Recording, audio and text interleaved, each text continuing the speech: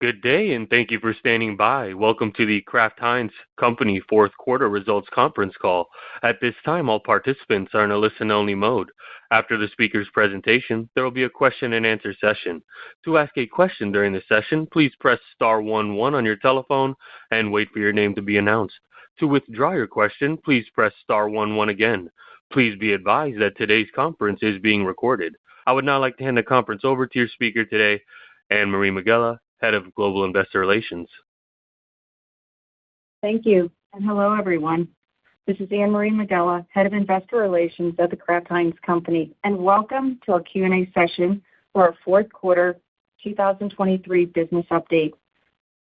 During today's call, we may make forward-looking statements regarding our expectations for the future, including items related to our business plans and expectations, strategy, efforts and investments, and related timing and expected impacts. These statements are based on how we see things today, and actual results may differ materially due to risk and uncertainties. Please see the cautionary statements and risk factors contained in today's earnings release, which accompanies this call, as well as our most recent 10-K, 10-Q, and 8-K filings for more information regarding these risks and uncertainties. Additionally, we may refer to non-GAAP financial measures, which exclude certain items for our financial results reported in accordance with GAAP. Please refer to today's earnings release and the non-GAAP information available on our website at ir.kraftheinzcompany.com under News and Events for a discussion of our non-GAAP financial measures and reconciliations to the comparable GAAP financial measures. Before we begin the Q&A session, it gives me great pleasure to hand it over to Carlos Abrams-Rivera for opening comments and to host his first earnings update as our Chief Executive Officer. Carlos, over to you. Well, thank you, Anne-Marie, and thank you, everyone, for joining us today. Before opening the call for questions, I just would like to say thank you to all my colleagues here at Kraft Heinz for delivering another solid 2023 results, and at the same time making the strategic investment for the future. And frankly, all that while navigating some persistent industry pressures. I am very enthusiastic for our next chapter here at Kraft Heinz, and in 2024, we expect to drive top-line growth, return to positive volumes, expand gross margins and operating margins, and continue to reinvest in the business and in our iconic brands. With that, I have Andrew joining me today. Let's open the call for the Q&A. Thank you. As a reminder, to ask a question, please press star 11 on your telephone and wait for your name to be announced. To withdraw your question, please press star 11 again. One moment for questions.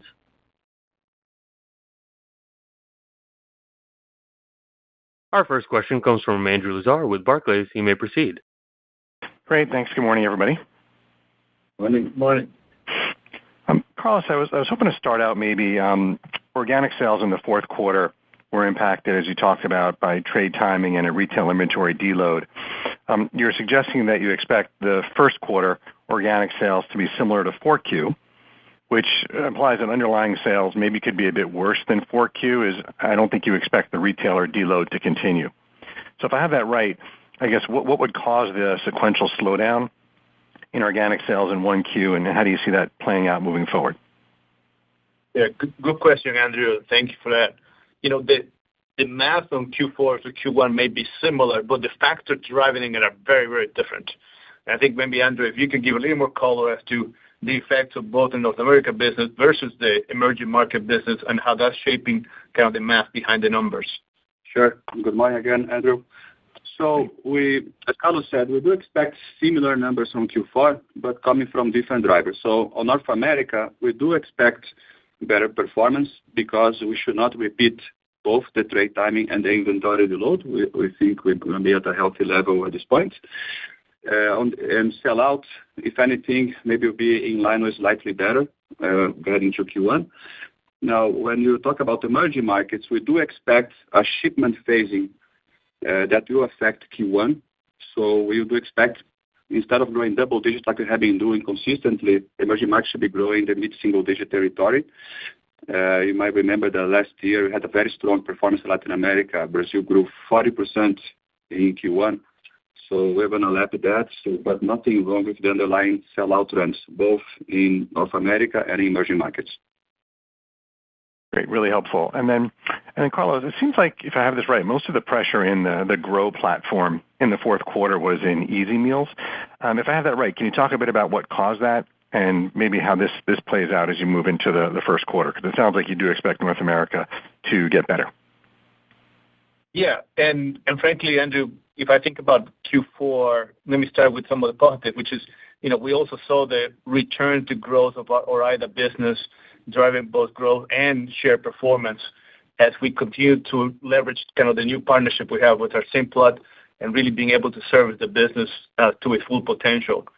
Now, on the kind of headwind side, I think we saw some challenges in our mac and cheese business. Frankly, it's a business that is driven disproportionately by our SNAP exposure. So that affected some of the business in Q4. However, as I think about going forward, there are three key things we're doing to make sure we improve the trajectory. One, we are investing further in our new campaign behind mac and cheese and driving new innovation behind it as well. So you'll see from us additional areas around bringing new SKU flavors, we're bringing variety packs, and we're bringing, you may have seen, a new plant-based option with mac and cheese in a partnership with our Notco. We're also making sure we continue to drive even better value with mac and cheese by leveraging the fact that we have in our portfolio partnerships that we can do with brands like Oscar Mayer to offer truly a complete meal solution for consumers, plus offering multi-packs around 12 packs and 4 packs in different formats to different types of consumers who are looking for value. And then finally, we're also making sure we're partnered with retailers and we actually improving the overall assortment to optimize the traffic down the aisle. So I feel very good about the fact that the team have been able to acknowledge what happened and creating a new plan for us into 2024 to improve the performance of Easy Meals. Great. Thanks so much, and see you all next week. Take care. See you again. Thank you. One moment for questions. Our next question comes from Bryan Spillane with Bank of America. You may proceed. Hey, thanks, operator. Good morning, everyone. Good morning. I just had a question. I have a question about food service, and maybe if you can just drill in a little bit. In North America, it decelerated relative to the previous quarters, and I think even in your slide, you've got underperformed relative to the industry. And so I guess a couple of questions there. One is just, was there a trade or an inventory deload happening in food service? Maybe if you could talk a little bit about the respective channels within food service, what got better and maybe what got worse. And then, sort of your expectations both for North America and global on food service. Do you expect it to be kind of in line with your algorithm for food service this year, or maybe even a touch better? Just want to unpack that food service a little bit more, please. I'm glad to. Let me start by clarifying something you said in your question. In our food service business, we are growing both ahead of the industry in North America and international. So I think that we actually feel very good about our performance on food service, and we see that as we go forward into 2024. So, we see food service growing in 2024 in our appropriate with a long-term guidance, so high single digits. So we think actually it's going to be a continued driver of our performance as we go into 2024. And frankly, we see us having even more confidence as we go forward because we are not only performing well where we are, but we also are improving by getting into new higher margin channels like independent and non-commercial channels, plus driving big innovation, leveraging our technology, leveraging the iconic brands that we have. So until now, we have seen the beginning of the potential of food service, and that is actually driving faster growth than we have seen in the industry.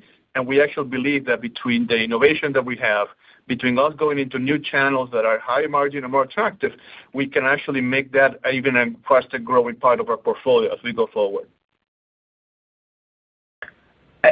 I guess if I'm looking at slide 9 correctly, I think you've got the industry growing faster than your North America business in the fourth quarter. So again, it just seems like I don't know if there's a disconnect between what you shipped versus what consumption was, but it again, unless I'm looking at this slide incorrectly, it actually looks like you underperform the industry. So, let me just say, I think you are looking at the slide incorrectly, and I'm happy to follow up with you specifically. Okay. All right. Thank you. Thank you. Thank you. One moment for questions. Our next question comes from Stephen Powers with Deutsche Bank. You may proceed. Hey, thanks. Good morning, everybody. Carlos, I guess stepping back, I'd just like a little bit more detail on your conviction surrounding improved total portfolio volume trends and presumably volume share trends, and a return to growth as you progress through 24. Because on the one hand, I understand drivers that you talk about in your prepared remarks. On the other hand, we're coming off a quarter that saw you tweak organic growth expectations lower coming into the quarter, and then effectively undershoot those expectations, when the dust settled. So, I guess again, what gives you the confidence that we're not only leveling off, but we're approaching a level where we can return to growth, without I guess incremental investment in promotions in price, because it doesn't seem like that's part of the outlook. Right. Let me unpack that a little bit. First, as Andre mentioned earlier, there is some factors specifically affecting our Q4 performance in terms of trade as well as inventory that we're not going to repeat as we go forward. As we go into 2024, if I think about first the top line, we are going to continue the progression of emerging market and food service. And then, emerging markets are already growing volume. We are seeing the progress of our food service business growing faster than the industry. And in North America, on the top line, we actually expect to recover share as we are now making all the payoff of the innovation investments we have made. We'll start seeing that coming throughout the year. So I think that idea of us continue to invest in the right things behind our insights in North America, it's paying off with innovation. And then it allows us, too, to have the right business plans with our retailers. Those factors actually are going to help us drive the top line with confidence. If I think about kind of the pieces, specifically you talked about volume. One of the things that we are looking at is we are anticipating a return to the historical elasticity levels. And in fact, we are seeing that already. So we are expecting volumes to turn positive in the second half of the year, because, as I mentioned, the idea of us continue to invest in innovation, that actually will give us the right tailwinds as we go into the year. Plus, we no longer will have some headwinds that are associated with both pricing that we took in Q1 of last year, as well as the SNAP benefits, cycling that as we go into the second half of the year. So that also, that all together gives me the confidence that we can see that us coming together with a better performance as we go into 24 in a way that actually allows us to exit the year in an algo for us as a company. Okay. Very good. Very good. Thank you. And then, Andre, if I could, there was the free cash flow conversion this year improved as it was expected to. So that's a positive, I guess. Just as we look into 24, how are you thinking about free cash flow conversion in the new year? Can we expect further improvement? And if not, either way, what are the drivers of free cash flow progress as we go forward? Thanks. Sure. Good morning. So, as you pointed out, we were able to deliver a very solid cash flow conversion in 2023, above 80%. And we do expect a small progression also as you head into 2024. We still going to be in the 80s territory, because we do expect another year of solid CapEx investment like we have been doing in the last 2 years. There's a lot of good investment opportunities for us in the organic business. And we have some tax step up that you also mentioned, it's affecting earnings as well. So those two factors go against that. But on the other hand, working capital should expect to continue to improve as a consequence of the investments we have been making. The one thing I would add, too, is as we go into those of you joining us in CAGNY, we'll be able to unpack, too, a little more of our investments we're making. I mentioned quite a bit about innovation, about how we are going to continue to invest in our brands, making sure they're superior to our competition. So I think you'll see a lot more details that from myself and the team when we're together in Florida. Okay, very good. We'll see you there. Thank you. Thank you. Thank you. Thank you. One moment for questions. Our next question comes from Ken Goldman with JP Morgan. You may proceed. Hi, good morning. Just curious, there's some early indications that maybe as an industry, quick service restaurants seeing some fraying at the edges in terms of consumer demand, mainly under the weight of, higher prices. I'm just curious if this is something you're seeing as well, and to what extent, if at all, does your outlook, maybe potentially factor some kind of slowdown there? Yeah, in our business, frankly, a lot of our business, Ken, is really focused on front of the house, and we are actually seeing solid performance for our away from home business, both in the U.S. and as well as outside the U.S. And if you think about the fact that outside the U.S., we use that channel very much as a way for us to drive awareness and build our brands, that continues to drive positive growth for us. In the U.S. as well, we see that, even within the context of QSR, we continue to see progress and improvements. But at the same time, we're also expanding into new channels that allows us to continue to drive the growth, whether that is from, our vending opportunities into new hospitality areas. So we also are having a little bit of a broader view of how we define our away from home business to go into new spaces that we know are margin accretive and not be dependent on just one channel in order for us to drive the growth. Understood. Thank you for that. And then the gross margin increase you're expecting this year, despite a little bit of lingering inflation, can you just remind us what some of the key drivers will be of that? Is it simply a continuation of what helped 2023 in terms of COGS efficiencies and some revenue growth management assistance? Sure. So we expect gross margin to expand again, and it's part of our long-term algorithm. We feel proud of what we have done so far. Reminded that we always have been pricing to offset inflation dollar for dollar, and that's what we have done in the last 2 years.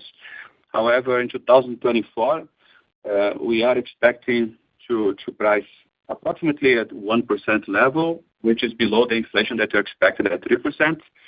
But so the main driver is really coming from the gross efficiencies. We have been delivering ahead of what we outlined to you a couple of years back. So 2023 is a very solid year, almost 4% of gross efficiency as a percentage of COGS. And in 2024, we do expect another solid year. So this gross efficiency is helping us not only to offset a component of the inflation, but also is helping us to expand gross margins and investing a little more in the business on the SG&A side. And that's something that you should expect to see from us. Great. Thank you. Thank you. Thank you. One moment for questions.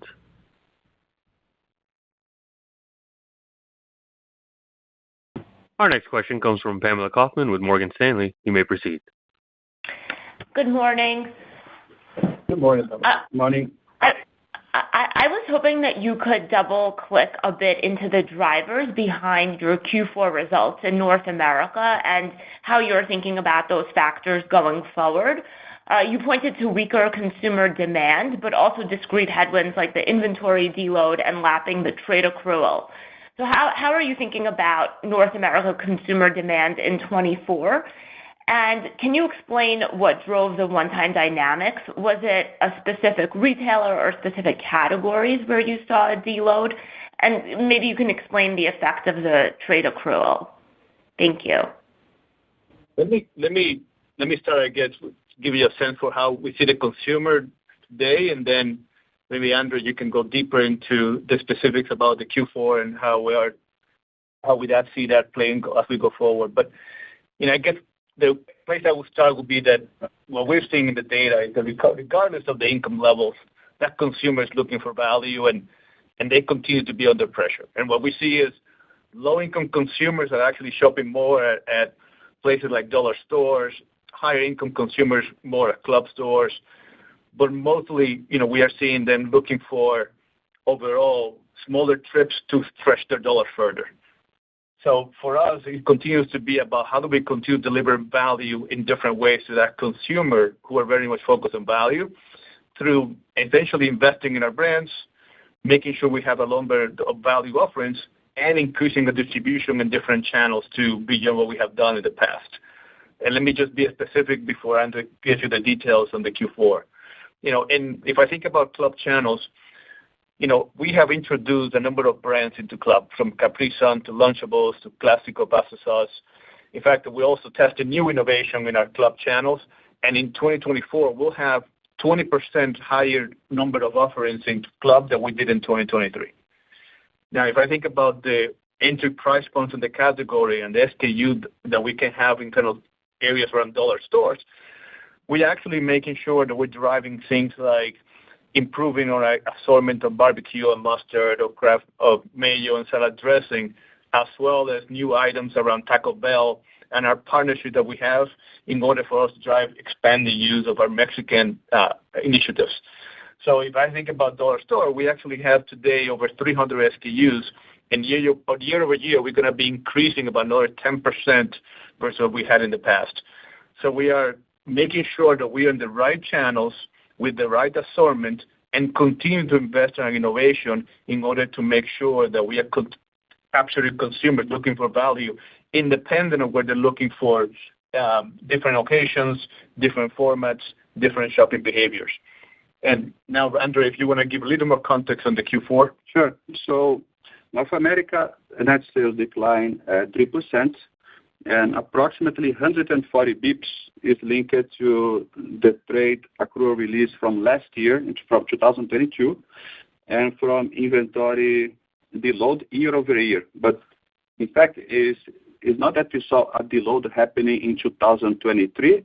Is that in Q4 2022, as we started to recover services, start to ship ahead of consumption. So we are lapping that effect. So there's nothing really on that regard affecting 2023. It's just a lapping effect. Now, the sellout was negative, and it was softer than what we anticipated. We underestimated the impact of SNAP in Q4. It turned out to be more than 150 basis points stronger than we thought. If you remember, there was a concentration of emergency allotments at the end of 2022. So on a year-over-year basis, the SNAP benefits declined close to 40%, which is substantial. And that's what affected a lot of sellout. We should continue to see some of that in Q1. So on a year-over-year basis, Q1 2024 is still be about 20% less SNAP than last year. So we're still going to suffer a portion of this effect. But on the other hand, our market share has improved in Q4 as we anticipated, which is a very good sign. We're exiting the year with the best share performance of 2023. So that gives us a lot of good momentum heading into this year. Hope that helps. Yes, thanks. Just a quick clarification. So are you saying that SNAP was a greater headwind in the fourth quarter than the prior two quarters? And why do you think that is? Absolutely. Yes, because there is a concentration of emergency allotments considered in Q4 of 2022. So the SNAP benefits in Q4 2022 were actually higher than Q2 and Q3 2022. Okay, thank you. This in itself is not a surprise. I mean, we just underestimated the elasticity of that. Understood. I'll pass it on. Thank you. Okay. Thank you. One moment for questions.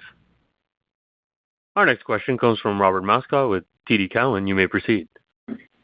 Hi, thanks. A couple of questions. Those of us analyzing your commodity exposure see a lot of deflation running through on the ingredient side, maybe even the packaging side, and your guidance is for inflation to be positive.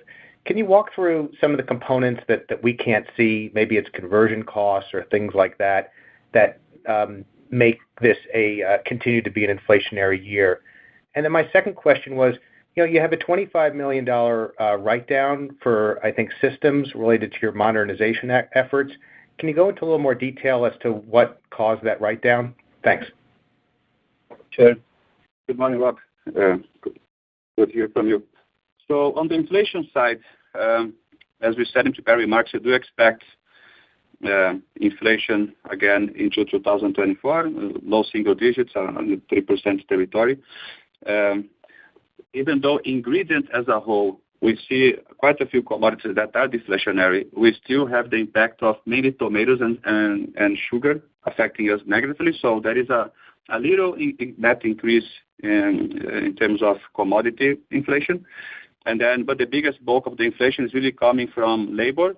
We continue to see a relevant higher than pre-pandemic level on wage increase, as well as transportation. Thinking 2023, the transportation costs were quite low, and we are seeing some signs of rebound on the transportation cost side. So this is where inflation is mostly coming from.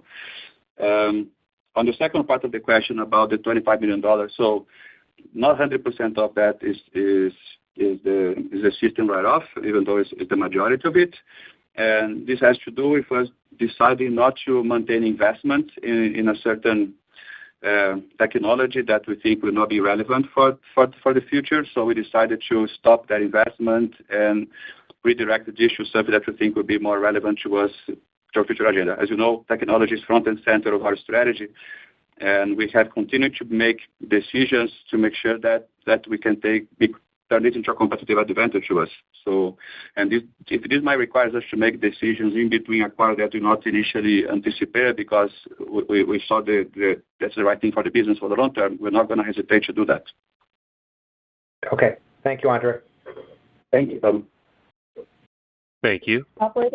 Operator, we have time for one more question. Thank you. And our last question comes from John Baumgartner with Mizuho Securities. You may proceed. Good morning. Thanks for the question. Morning. First off, morning. Wondering if you could provide an update on the outlook for efficiencies. Just given the over delivery in 2023, what's included in the guide for 2024? And as you think out to this next round of improvements, specifically the new overhead savings from automation, fixed assets, how are you thinking about the timing for when those benefits begin to accrue? Okay, so thanks for the question. As we said, 2023 was a very solid year. We delivered close to 4% of efficiencies as a percentage of COGS.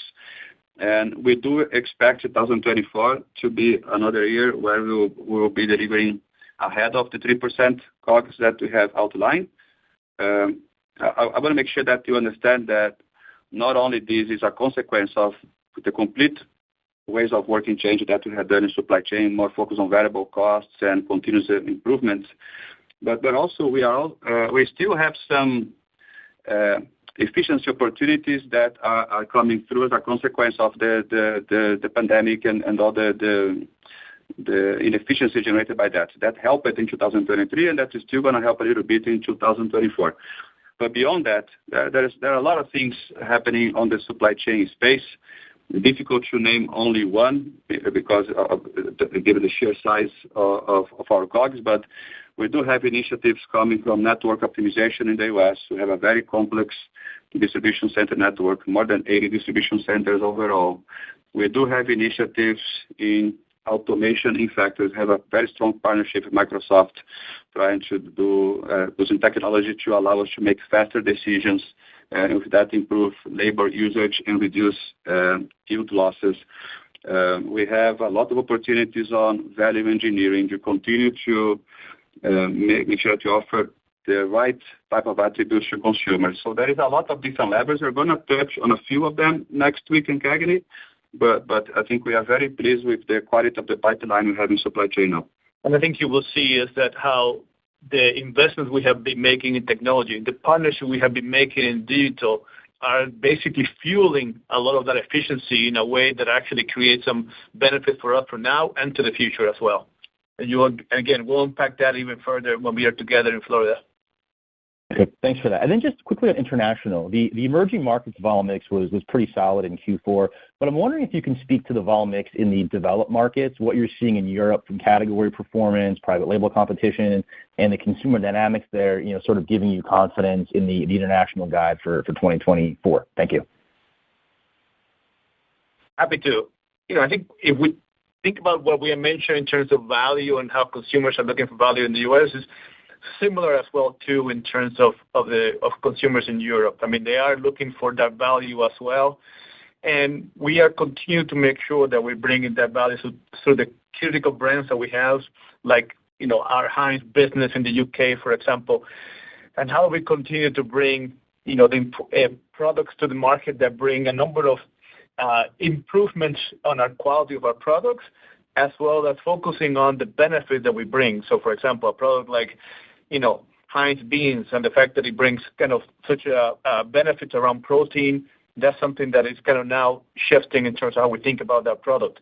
The fact that we're also bringing within certain part of our categories new entries by leveraging our brands. So in baked beans, we'll have not only the Heinz beans, but we'll also have HP baked beans. And that allows us to actually play in a couple of different areas with consumers, both at the more mainstream as well as the more value. And then in places like Germany, we're also introducing new benefits to consumers as they are looking also again for value, whether that is Heinz mayonnaise in new channels in the discount spaces, but also making sure that we continue to bring the innovation consumers are looking for from us, like our Heinz tomato ketchup and with zero sugar. So we are approaching it with the same sense as we do in the U.S., which is let's make sure we're in the right channels with the right assortment, and at the same time, let's focus on focusing on the benefits that we bring with our products. Thanks, Carlos. Thanks, Andre. Thank you. Thank you. Thank you very much. I would now like to turn the call back over to Anne-Marie Megela for any closing remarks. Thank you. And thank you, everyone, for your interest. We look forward to seeing you next week. Thank you for your participation. You may now disconnect.